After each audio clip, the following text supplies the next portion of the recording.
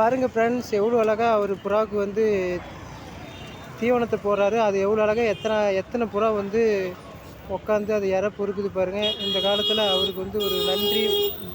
உயிர் வாழும் ஜீவனுக்கு வந்து நிறைய சப்போர்ட் பண்ணுறாரு. பரவாயில்ல. இது யார் யாருக்கு பிடிக்கும்னா லைக் பண்ணுங்கள், கமெண்ட் பண்ணுங்கள், ஷேர் பண்ணுங்கள், சப்போர்ட் பண்ணுங்கள் ஃப்ரெண்ட்ஸ். தேங்க்யூ.